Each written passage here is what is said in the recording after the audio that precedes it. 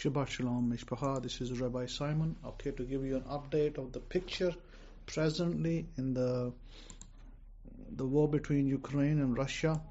As you know, that is still ongoing. No changes there. However, as I told you before, that Russia has decimated the forces of Ukraine in battle, and using the drone technology of Iran, they have really, hampered their enemy, and they are, scoring much more than they did earlier. Now, having said that, speaking about Iran, and one of the things that I did speak about this was maybe a little while ago, and I said one thing, that Russia had weapons, ship weapons, anti-ship missiles that America has no capability to defeat.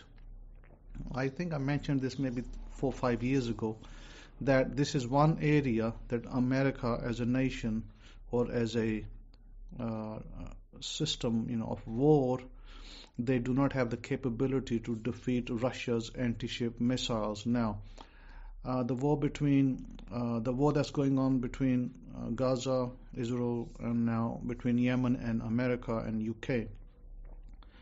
Privately, I told some of my friends that, expect a major US ship to be destroyed and a major UK ship to be destroyed, and that's already happened. We had a major tanker of UK that was destroyed last week, and similarly we had one of America. Now, the thing that I said about Russia, that Russia having technology that was far superior, and this is something that America, I don't know, the military leaders, the military, people who look after the military weapons and, keep up to date, perhaps they didn't foresee this thing happening, but now we're in that phase where Iran's drones are very superior, even more superior than American drones at times. And as you saw, there was an attack in Jordan on the military and American military, and there was, a few soldiers killed and several soldiers injured. Similarly, in Yemen, they can fire drones and missiles that America cannot take down, all the drones and all the missiles, hence why you saw the ships being destroyed. And now, majority of the trade route has to flow through another direction.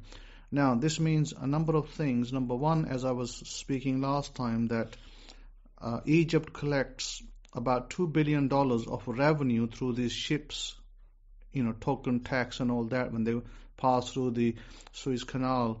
So Egypt will be, if ships are not going to go through Egypt, that will negatively affect Egyptian economy, because they will lose that revenue.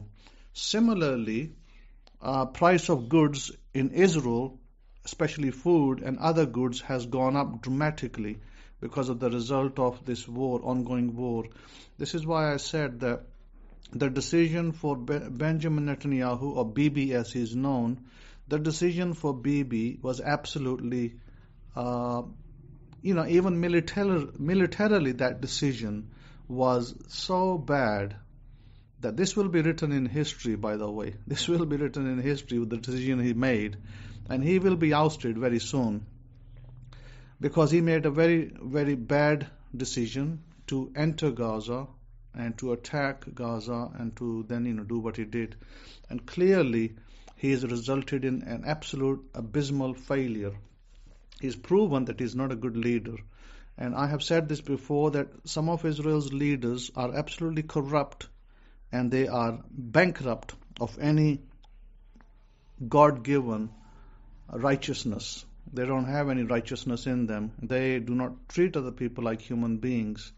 So therefore, that's kind of sad that a lot of Christians look up to them, and I definitely would say don't do that. Don't look up to people who are unrighteous and who do not exercise God's laws, at least of humanity, human dignity at the level it should be exercised. There is no chip on your shoulder just because you're Jewish. I'm sorry, that's not a chip on your shoulder. If you are Jewish, if you are, born as a son of Abraham, then you should exercise that with your fruits. Means your fruits should also display, and you should follow to the best of your ability the laws of God, the Torah. And unfortunately, Torah in Israel is not the Torah of Moses. It's not the Torah that they follow.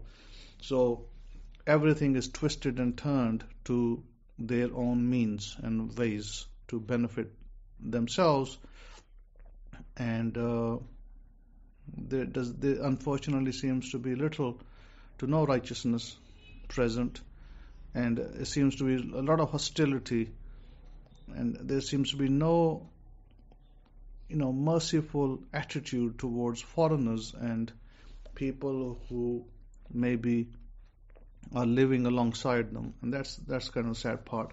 But like I said, that in this war, I am gonna focus on the prophecy that Jeremiah gave, and I wanted to Jeremiah 49. Jeremiah 49. Let me just go there. Jeremiah 49. So Jeremiah 49, 22, where it says, this talks about the Ammonite people, and it then goes on in verse 20, if we start to read, where it says judgment on, let me come back. Yeah, judgment on Edom. Edom, by the way, Edom. Okay? Edomites. Now, I pointed out that if you are wise, if you hear me, I don't have to spell out everything publicly. The Edomites were people who were forcefully converted into Judaism by John Hyrcanus, okay, who was a Levite, a king, and so our leader. And so therefore, you got to understand who these people are today. And if a lot of you are not, don't know, then I think you should need to do some research who the Edomites are. And do not classify the Edomites as Palestinian people, because they are not Edomites. They are sons of Kedar. Sons of Kedar, meaning that they come from a Arab mother, and so they are classified as Arab people. And so they although they would also be classified as sons of Abraham through the son Ishmael. And even before that, I would even say even before that, they would also be the sons of the three key people mentioned in Genesis 10. Okay, Kehtan, who's mentioned in Genesis 10, who's known as Joktan in the English language. They are also his sons through his progeny. And by the way, his daughter was married to Abraham, right? She had sons, and some of these people belong to that progeny. So they belong to Abraham's wife, Keturah, which is very interesting and very important to understand. They are not, just nobodies. They are also people that belong to Abraham's family. Just as if the Jews belong to Isaac, or, Isaac's line, these Jews meaning chosen people. I'm not talking about color here. Doesn't matter what color they are. Chosen people. If they belong to Isaac's line, then a lot of these people that today are called Palestinians and Arabs, a lot of these people belong to also to Abraham's line through his wife Keturah. And Keturah was a very important person. She by the way, if a lot of you thinking that Sarah was the first wife, that's Christianity's faulty teaching. Keturah was Abraham's first wife. She was the first one he married. And Sarah actually is Abraham's third wife. Okay, get that right. So you will find that in the Hidden Truths Hebraic Scrolls. I may have mentioned that in some of the footnotes over there. So having said that, here is something that this is something that God has said in. I think I'm getting maybe network issues over here. I'm getting all these funny noises coming up. So, having said that, if we look at the prophecy, now I want to go and look at that prophecy. 1 second, let me just close some of these windows that are causing all sorts of errors, noises and weird noises and stuff. So if we look at the prophecy concerning Edom in the book of Jeremiah, I think that's where we are right now. So let's look at where we are right now. Concerning Edom, thus saith the Master Yud-Heh-Vah-Heh, or also known as the Lord of Hosts, is wisdom no more in Teman? Has counsel perished from the prudent? Has their wisdom vanished? Listen what's been said. I mean, come on, this is crazy, isn't it? Is wisdom no more in Teman? I mean, what am I saying over here? That Israel doesn't have good leaders. And look at what's being said to the Edomite people, the so-called converts. Okay? Is wisdom no more in Teman? Has counsel perished from the prudent? Has their wisdom vanished? Flee, turn back, dwell in the depths, O inhabitants of Dedan. For I will bring the calamity of Esau upon him, the time when I punish him. If grape gatherers came to you, would they not leave gleanings? If thieves came by night, would they not destroy only enough for themselves? Similarly, the Palestinians, they entered Israel, and almost like thieves in the night, they of course, made some destruction in October. That event that happened in October, was it 7 or 9? And if thieves came by night, would they not destroy only enough for themselves? So they made some destruction. But I have stripped Esau bare. I have uncovered his hiding places, and he is not able to conceal himself. So who was born open? Who did the world see and say, who the heck are these people? What's going on and what's not going on? His children are destroyed and his brothers. Whose children are destroyed and the brothers? And his neighbors. And he is no more. Leave your fatherless children. I will keep them alive, and let your widows trust in me. Okay? Now the only way you can trust in God is if you believe you have the Torah. If not, then you have no trust. So clearly is pointing to Edomites people. Okay? And within that it also speaks about the Palestinian people. But, it's speaking more harshly about the Edomites than you might believe the Palestinians. For thus says the Lord, or thus saith Yud-Heh-Vah-Heh, if those who did not deserve to drink the cup must drink it, will you go unpunished? Now, who is this talking about? If those who did not deserve. By the way, what if I told you that these are the people from America, the military from America, or the military so-called people who sent them, and the military from UK and other nations? What if I told you that this particular passage speaks about those, that means UK, that means United States of America's military, who did not deserve the punishment, but they will not go unpunished. It wasn't their war, by the way. It wasn't their war, but they deliberately got involved in it. Why? Because of maybe the cabal, maybe these so-called, powers that be, that want them to fight a war on their behalf. You know who I'm talking about. He says, you shall not go unpunished, but you must drink. For I have sworn by myself, declares Yud-Heh-Vah-Heh, declares the Lord, the Master, Yud-Heh-Vah-Heh, that Bozrah shall become a horror, a taunt, a waste, and a curse, and all her cities shall be perpetual waste. Then it goes on, I have heard a message from Yud-Heh-Vah-Heh, and an envoy has been sent among the nations. Gather yourselves together. Listen what this says over here. I have heard a message from Yud-Heh-Vah-Heh, and an envoy has been sent among the nations. Gather yourselves together and come against her and rise up for battle. For behold, I will make you small among the nations, despised among mankind.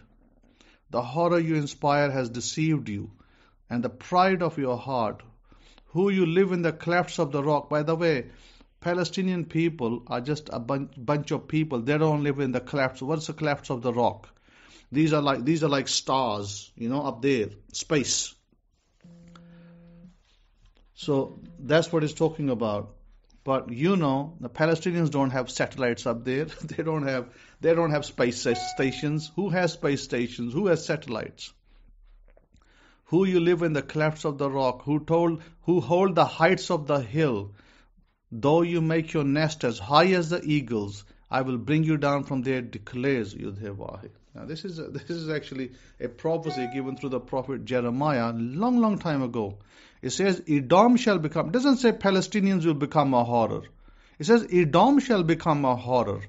Everyone who passes by, it will be horrified and will hiss because of his disasters. And then it gives the example of Sodom and Gomorrah. And when Sodom and Gomorrah and their neighboring cities were overthrown, says Yud-Heh-Vah-Heh, no man shall dwell there, no man shall sojourn in her. Behold, like a lion coming up from the jungle of the Jordan against a perennial pasture, I will suddenly make him run away from her, and I will appoint her over whomever I choose. Now, what just happened a few days ago? Jordan came into the picture. Jordan was hit with, missiles and other things. Therefore, hear the plan that Yud-Heh-Vah-Heh has made against Edom, not against Palestinian people, but Edom. So let's first separate what the heck is going on. Everybody wants to crush and put down Palestinian people and call them evil. But yet we are forgetting that there's a bigger picture in play. There's a bigger picture in play over here. It says, even the little ones of the flock shall be dragged away. Surely their fall shall be appalled at their fate. And at the sound of their fall, the earth shall tremble. Now, what is this earth that will tremble? We're not talking about physical. This is not physical, this is not talking about a physical earth. This is talking about a geographical, nations, people, businesses crashing, people like the ships being destroyed in the Red Sea. Who is it affecting? It's affecting a lot of business people. Business people who own these ships, insurance companies who have to pay out the money, and of course, billions of dollars of goods that have been destroyed is going to affect a lot of people, right? And it says, behold, one shall mount up and fly swiftly like an eagle, and spread his wings against Bozrah, and the heart of the warriors of Edom shall be in that day like the heart of a woman in her birth pains. My goodness. I tell you, when I read that verse years ago, I was like, wow, when this comes to pass, I'd like to see this happen. And it's right in front of my eyes right now. Right in front of my eyes. And so here we go. So this passage totally speaks about judgment and destruction and the things that we see today. This is the beginning of the birth pains. This is the beginning of the birth pains of Edom. So let's see where God takes us from here. What God does, how He orchestrates this whole thing, and where we go. Clearly, we are not here to be one way or the other. I'd still like to propose that we pray for peace for both peoples, but I do not see this being resolved in the near future. I do not see that. I see things only getting a little bit more difficult and a little bit more tense. But that's got to be the case. This is how it's meant to be, and that's how it shall unfold. So, Baruch Hashem, that's the situation of the war. Now, I was speaking to you about Nebuchadnezzar. Whilst I was speaking to you about Nebuchadnezzar, something came up yesterday. Genesis chapter 4, we were having a discussion yesterday on Cain, that God saying to Cain that, I'm going to put a mark on you. And then it goes to say that God said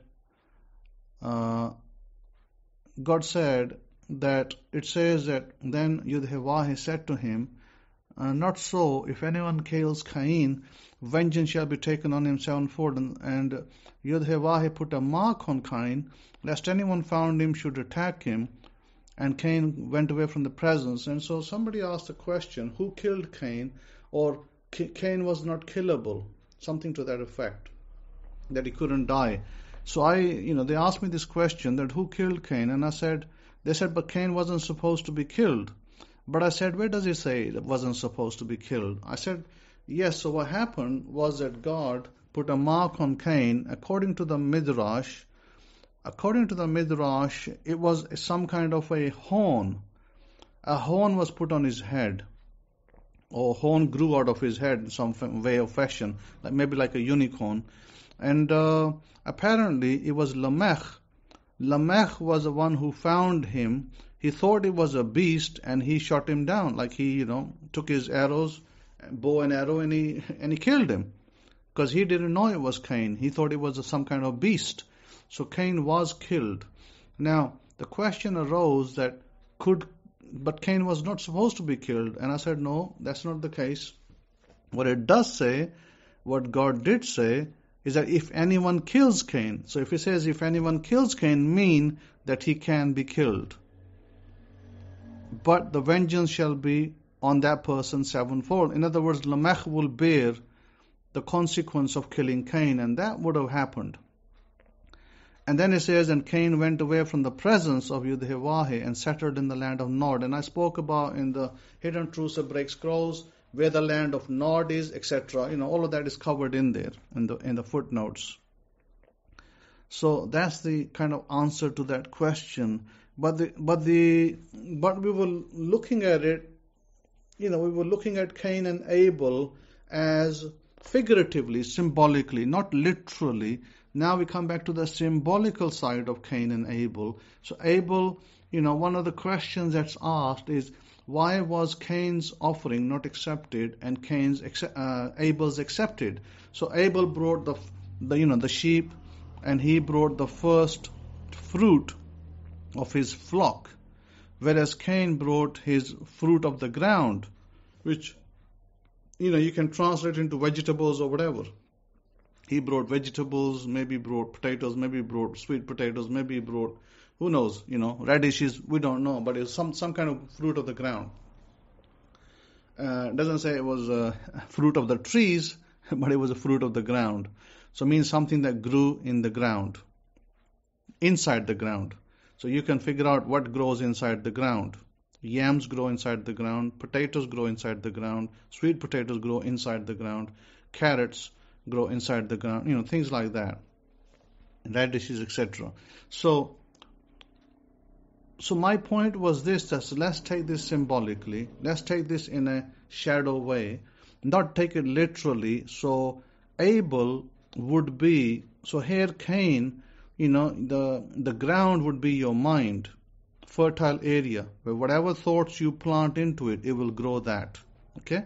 So Cain grew thoughts that were not pleasing to God. Okay? We'll look at it like that. And Abel grew things in his mind that were pleasing to God. Means he did righteous things, right things, good things that God was pleased with them. And so therefore, it says he brought the best of his house. So Abel brought the best, whereas Cain didn't. So whatever Abel produced of his mind, whatever the firstborn or the first fruit of his offering was, he brought it to God, and God was pleased with that. Therefore, if we look down the road we see that when the priests were given offerings, they were told that the sheep, the cows, the calves are the choicest offerings. Whereas if a person can't afford to give a calf or a sheep, then he can step down to a dove, and if he doesn't even have the power to buy a dove, then he can step down to flour. So God still allowed a way for those that had less money to be able to still serve God and still be able to do away with things that, if they violated the Torah, God had a method for them to also be cleansed from their violations of the Torah. So that was basically that. Now, coming back to Nebuchadnezzar, I'd like to look at that. Book of Daniel. Book of Daniel, very interesting book, and we looked at it a little bit last week, and the rest we'll look at it today. And what we see is that one of the questions that is asked about Nebuchadnezzar's statue is that not an idol that you are forbidden to bow to? And the answer I gave last week was that it is not an idol. It's the image of a human being, so it's not considered an idol. So they could have easily bowed to him and be okay, but because it was public, therefore it was a problematic, because it will desecrate the name of God in front of other people. So the Gemara says that the statue was not an idol, that was not the issue, and it said that the Nebuchadnezzar was not God per se, and so therefore that statue, bowing to the statue, would not violate any Torah mitzvahs, commandments. And so it gives 3 mitzvahs that you have to give up your life for, according to the Gemara. If a non-Jew says, eat pork or I will kill you, you can eat the pork and live. If a Gentile tells you to commit adultery and commit incest, or asks you to murder a Jew or to bow to an idol, you have to die for the name of God. Then you have to die for the name of God, meaning because it will desecrate God's name publicly. However, if it says that if you are in a crowd forced to bow to an idol, you should not do so, as it could also cause the desecration of God's name. And it says that if there's no desecration of God's name, you can save your life. If there's no desecration of God's name, then you don't have to die. So one of the reasons, is given in the Gemara about Mordecai, that Mordecai was asked to bow to Haman. You remember the book of Esther speaks about this incident, where Haman wanted Mordecai to bow to him, and Mordecai refused. And so why did Mordecai refuse? Because Haman was just a human being. Well, the reason given was that Haman was wearing an idol around his neck, and Mordecai did not want to bow to Haman because of that idol in his neck. Then the question is answered, where was Daniel when these things happened? And the reason that was given was that Daniel was sent away. He was not around. The Gemara suggests that 3 people did not want him there. First one is God, second is Daniel himself, and third is Nebuchadnezzar. God did not want him to be there, because if the 3 that were thrown into the fire, if they had been rescued, then they would have said it was the merit of Daniel, that Daniel rescued them. So Daniel did not want it to be there, since Nebuchadnezzar had tried to turn him into an idol, by saying, can I worship you? Can I, bring you sacrifices and offerings? So Daniel was afraid, maybe I will be thrown into the fire as I would have become their idol. So he refused to be there. And Nebuchadnezzar did not want him there, because he did not want to burn his own idol. Because, Daniel was the idol of Nebuchadnezzar. And if he put Daniel to the test, he would have to put his own idol into the fire. At the same time, Ezekiel, was working to bring those dry bones that are mentioned in chapter 37 to life. So that, those are some of the issues that are going on. Now, the 4th man, it says that in verse 25 of chapter 3, he answered and said, behold, I see 4 men loose, walking in the midst of the fire, and they have not been hurt, and the form of the 4th is like the son of Elijah. So, who is the 4th man? Now, a lot of Christians assert, a lot of Christian pastors, they want others to believe that was Jesus. I'm sorry, there was no Jesus there. So, as a claim was made, it was a Malach, an angel, Gabriel, who Nebuchadnezzar had already seen earlier as a kid in the Assyrian army. Because when he saw the same angel slay 185,000 troops of Sennacherib, Gabriel was the angel sent to cool down the fire. This is the Nace Banase, miracle inside a miracle. The angel was going to diminish the heat of the fire because he is a cool angel. He's made of ice, as I said last time. So the Gemara points out the fourth one looks like an angel, and the Gemara says that Sadiqim can reach heights greater than the angels, means righteous people can reach heights greater than the angel, since the angels was counted as number 4, not number 3 or number 2. Nebuchadnezzar, by the way, was a kid in the army. He was one of the survivors of the incident of Sennacherib's army. That's why he recognized the angel when he saw him, because he had already seen him earlier back in Israel. When he seen him there slay the army, and he went away and he told the people that this is what I saw. And it says that then Nebuchadnezzar came near to the mouth of the burning fiery furnace and spoke and said, Shadrach, Meshach, and Abednego, you servants of the Most High, Allah, come forth and come here. Then Shadrach, Meshach, and Abednego came forth of the midst of the fire. The three did not want to leave the fire without his permission, so he calls them out. Interesting, isn't it? And then Nebuchadnezzar says in verse 28, benevolent be the Allah, the power of Shadrach, Meshach, and Abednego, who has sent his Malaki and rescued his servants that trusted in him, and changed the sovereign's word and yielded their bodies, that they might not serve nor pay homage to any Elahi, any powers, any gods, except their own Allah, except their own God, the power. So interesting, isn't it, how this angel Gabriel appears and he, does this. He saves them, rescues them, and so on and so forth. Let me just see.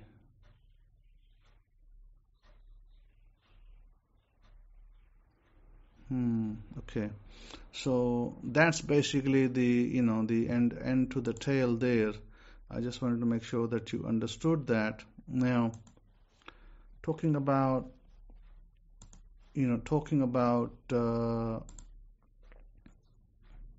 let's see.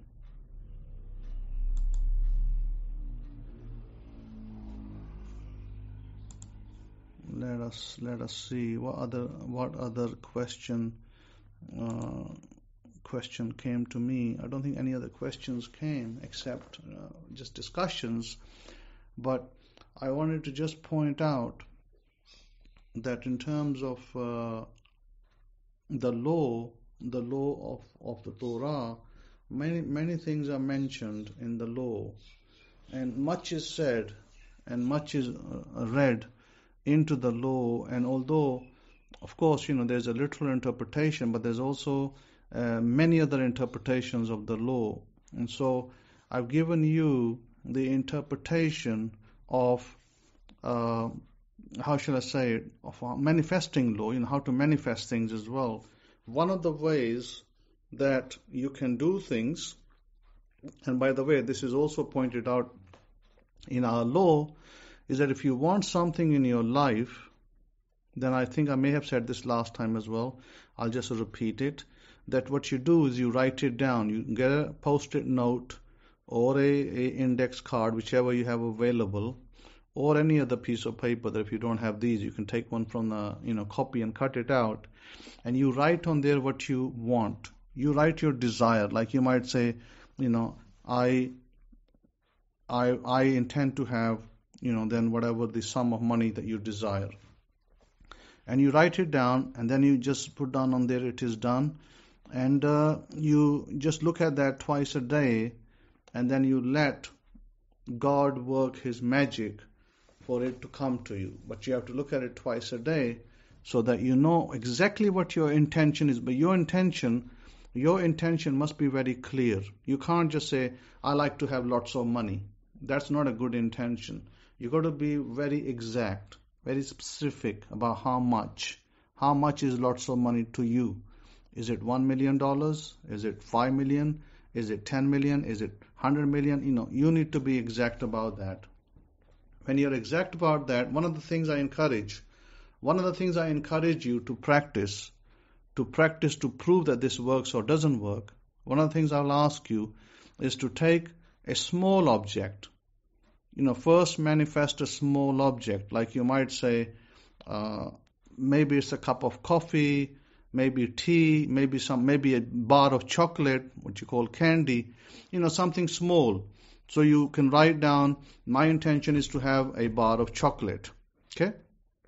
And you write it down and you put it on your table where you sit, and you just make sure you look at that twice a day.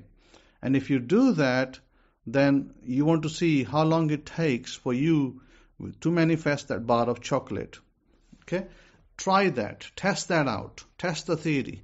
And then once it comes to pass, which it will, then you'll have confidence in it. Then when you write for your other manifesting desire, whether it's an apartment, a car, or a house, or sum of money, then when you write for it, you'll have confidence that it works. So whatever you grow, just as Earl Nightingale said, whatever you grow in your mind is fertile ground. You can grow, you can put the seeds of poison ivy, and it will grow the poison ivy. It don't care. You can grow, businesses, money, a great husband or wife, partner, whatever. It says whatever you want to grow, it is a fertile ground. So that is why I gave you the analogy of Cain and Abel. Abel is fertile ground. Okay? Abel is also the definition of dying to self. In other words, when you plant the seed, you must die to self. Don't keep worrying about when it's coming. Don't do that. Don't jest about it. Don't be upset about it. When we plant a seed in the ground, like if I want tomatoes, and if I put the tomato seeds in the ground, I don't keep saying, when are you going to come up? When are you going to come up? When are you going to come up? I don't say that. I may leave them in the ground, water the pot every day, and then when the little plant turns up, I say, I see it has come out, because a seed has to die. So therefore, your desire, your intention, it has to also be buried into your ground, into your head, and it has to die. In other words, you have to die to it. Now, I encourage you, not for the one you write down and you want to bring in, but for other desires that you really want to bring in faster. And of course, God knows the fastest route, but one of the things I encourage you to do is to do at least maybe, I would recommend 20 minutes of 3 sessions, 20, 20, 20, and robotic affirmation. In robotic affirmation, you speak what you want, but you speak it for 20 minutes, then you take maybe a 20-second break, and then you start again, and you do it for the full hour, every day, religiously, until it manifests into your 3D. And then the 4D world is where you go into your imaginative act, and you breathe in, and you clear yourself, and you sit down or you lie down, whichever you feel comfortable, and you close your eyes, and you count back to 50. You bring your breathing to normal, and then you start to run your imaginative act in first person. This is why it's a good idea to put out your hands and look at your hands, so you see your hands and what you're wearing on your hands. If you're wearing a ring, if you're wearing any chains, any bracelets, anything, you see it on your hand, because what you're going to see in your vision is your hands only. Okay? It's first person perspective. You're going to see your hands. So if you run that vision every day, I would recommend twice a day, you run a vision, like let's say you wanted to buy a car. You wanted to have a car. And stay away from electric cars, by the way. They've been, it was written yesterday's news that electric cars have the worst performance and they break down 7 times more. They have 70% more breakdowns than regular cars. So stay away from electric. We are not yet in the electric era. This is just a hype. And they're selling you shoddy cars that break down and you lose your money. You end up in more problems. Then you have to take regular petrol cars and have to start them up, or tow them. So think about that. Think about towing your Tesla. I mean, how would that look? Terrible. So, when you, like if you were now visualizing about your car, you would see your hands on the steering wheel. That's why I said look at your hands front and back. Make sure you recognize your own hands, that your own hands are on the steering wheel. Or, if you're looking at a sum of money, if you're looking at a sum of money in the bank that you have, maybe you have, $10 million in the bank, and then holding your mobile phone with your hands, of course. That's why I said look at your hands.